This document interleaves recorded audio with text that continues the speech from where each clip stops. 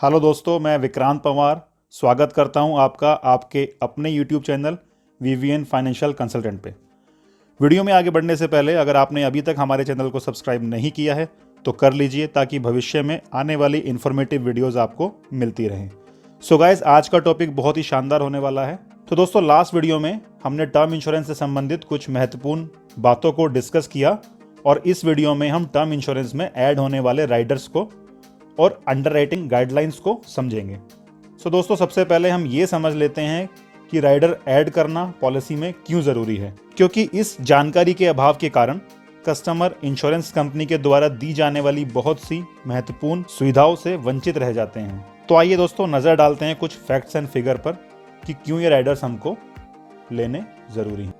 Ministry of roads and highway and India speed की एक report के अकॉर्डिंग 2014 से 2018 के बीच में अप्रोक्स 5 लाख रोड एक्सीडेंट हर साल हुए, जिसमें या तो व्यक्ति की मृत्यु हो गई या फिर वो इंजर्ड हो गया, कह सकते हैं एक्सीडेंटल डिसेबल हो। इसी से संबंधित एक और रिपोर्ट जो कि नेशनल क्राइम रिकॉर्ड ब्यूरो की है, 2019 में 4,21,000 एक्सीडेंटल डेथ, 2020 में 3,74,000 एक्सीडेंटल डेथ रिपोर्ट हुई। पर 1 लाख लोगों में अप्रोक्स 30 लोग रोड एक्सीडेंट में हर साल डेथ कर जाते हैं। मैक्सिमम एक्सीडेंटल डेथ 18 से 60 साल की उम्र के लोगों की हो जाती है, जो कि फैमिली के ब्रेड अर्नर हैं।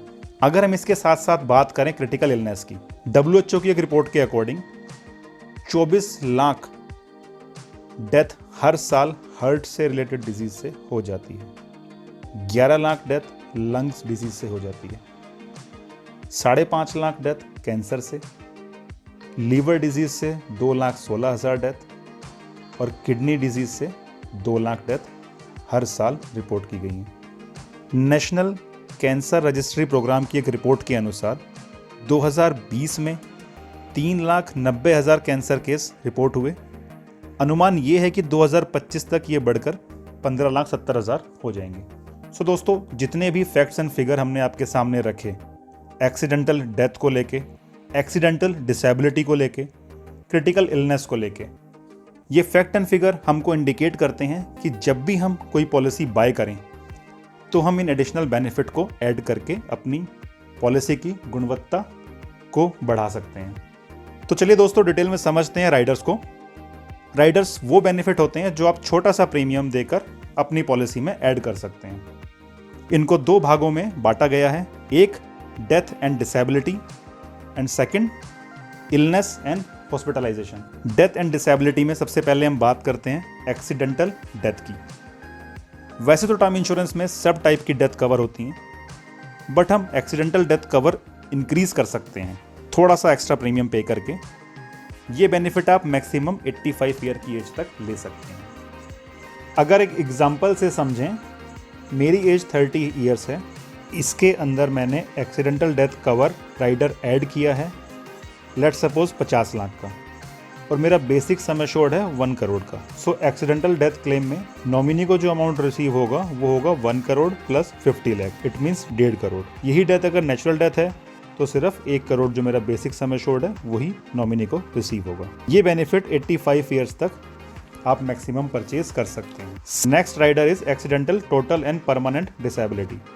अगर किसी भी टाइप के एक्सीडेंट के दौरान कोई भी ऐसी डिसेबिलिटी हो जाती है जिसके बाद कस्टमर वर्किंग कंडीशन में ना रहे, सो उस कंडीशन को आप इस राइडर से कवर कर सकते हो। ये बेनिफिट भी आपको 85 ईयर्स की एज तक मैक्सिमम मिलता है और आप बहुत ही कम पैसों में waiver of premium after disability benefit भी ले सकते हैं, जिससे भगवान ना करे अगर किसी पॉलिसी होल्डर को डिसेबिलिटी हो जाती है तो भविष्य के सारे प्रीमियम माफ हो जाते हैं। Next, illness and hospitalization. It covers 2 benefits. First, Criticare Plus benefit and Hospicare benefit. Criticare Plus benefit, अगर लिस्टेड 40 बीमारी में से कोई भी कस्टमर को हो जाती है तो company decided insurance amount of critical illness customer को प्रोवाइड कर देता है, जिससे कि कस्टमर अपना ट्रीटमेंट करवा सके। लेट सपोज हमने 20 लाख का क्रिटिकल इलनेस राइडर परचेज किया है विद टर्म पॉलिसी। अगर 40 लिस्टेड क्रिटिकल इलनेस में से कोई भी कस्टमर को हो गई तो company total 20 lakh rupees 20 lakh customer को प्रोवाइड कर देगी, जिससे कि वो अपना इलाज करा सके। Same accidental total and permanent disability की तरह इसमें भी वेवर ऑफ प्रीमियम का बेनिफिट कस्टमर ले सकता है, थोड़ा सा एक्स्ट्रा प्रीमियम पे करके, जिससे कि अगर कोई क्रिटिकल इलनेस हो जाती है कस्टमर को तो आगे के फ्यूचर के सारे प्रीमियम उसके वेव ऑफ हो जाएंगे। ये बेनिफिट मैक्सिमम 75 ईयर की एज तक कस्टमर को मिलता है। हॉस्पिकेयर बेनिफिट की अगर हम बात करें, बेसिकली ये बेनिफिट लॉस ऑफ इनकम के लिए है। जनरली किसी भी इलनेस या डिसेबिलिटी में हॉस्पिटलाइजेशन तो होता ही है। उस कंडीशन में ये इंश्योरेंस अमाउंट का 0.50% साल में 30 दिन तक कस्टमर क्लेम कर सकता है। लेट सपोज अगर किसी का 10 लाख का सम एश्योर्ड है तो वो 5,000 रुपये पर डे के क्लेम कर सकता है, maximum 30 days in a year.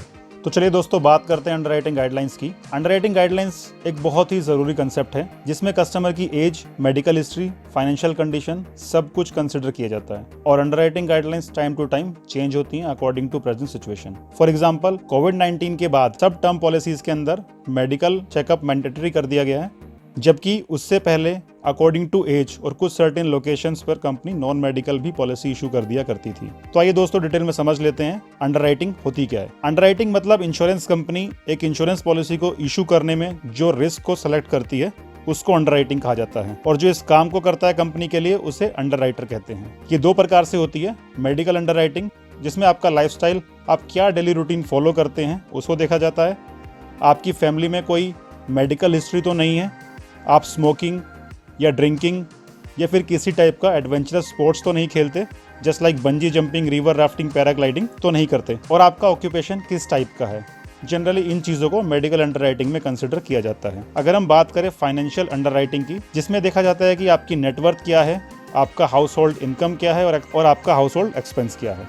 साथ के साथ आपके ऊपर कोई भी लोन या कोई डेट तो नहीं है। अगर हम अंडरराइटिंग गाइडलाइंस में बात करें, टर्म इंश्योरेंस के अंदर मिनिमम एंट्री एज है 18 ईयर्स और मैक्सिमम 65 ईयर्स। एजुकेशन, इसमें मिनिमम 10+2 होना चाहिए, इट मीन्स 12th पास होना चाहिए, जबकि कंपनी कुछ सर्टेन केसेस के अंदर 10th को भी कंसिडर करती है। ग्रेजुएट जो इसमें कंसिडर किया जाता है वो होता है 12th प्लस 3 साल का डिप्लोमा, उसे ही हम ग्रेजुएट कंसिडर करते हैं। पॉलिटेक्निक कोर्सेज को हम ग्रेजुएट कंसिडर नहीं करते हैं। मिनिमम इनकम 5 लाख होनी चाहिए किसी भी बिजनेस, प्रोफेशनल या फिर सैलरीड पर्सन के लिए। अगर हम टाटा ग्रुप एम्प्लॉय की बात करते हैं तो उसमें मिनिमम 3 लाख का इनकम होना चाहिए, उससे ज़्यादा होगी तभी वो पॉलिसी के लिए कंसिडर किया जाएगा, बशर्ते कस्टमर ग्रेजुएट हो, उसकी एज 45 ईयर्स से कम हो और उसको कंपनी 1 करोड़ से ज़्यादा का इंश्योरेंस अमाउंट नहीं देगी, और मेडिकल चेकअप मैंडेटरी रहेगा पॉलिसी के अंदर। ये दोस्तों हमने अभी डिस्कस किया अंडरराइटिंग गाइडलाइंस। सो दोस्तों इसी के साथ हम आज की वीडियो को यहीं समाप्त करते हैं। अगर आपकी कोई भी क्वेरी है तो स्क्रीन पर दिए गए नंबर पर आप हमसे कॉन्टैक्ट कर सकते हैं और आपका क्वेश्चन कमेंट बॉक्स में भी लिख सकते हैं। हमारे साथ जुड़े रहने के लिए आपका बहुत बहुत धन्यवाद। I hope you like watching this video. Please subscribe our channel for future informative videos. So दोस्तों हमारी आने वाली वीडियो एक ऐसे शानदार प्रोडक्ट पर होगी जो कि आपकी लाइफ में आने वाली सारी ज़रूरतों को गारंटेड कंप्लीट करेगा, just like child marriage, child education, retirement planning. ये कुछ ऐसे कंसेप्ट हैं जिस पर हम रिस्क नहीं ले सकते। वंस अगेन थैंक्स दोस्तों, take care and be safe.